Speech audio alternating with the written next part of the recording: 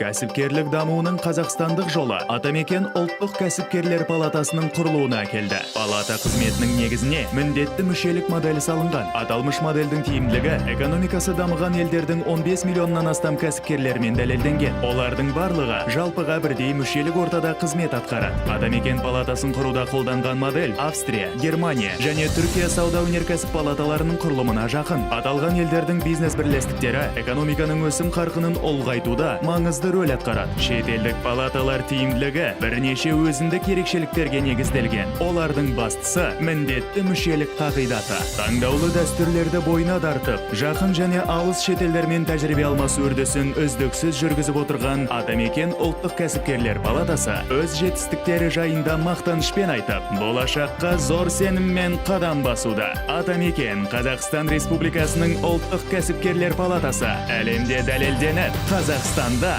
жасалған.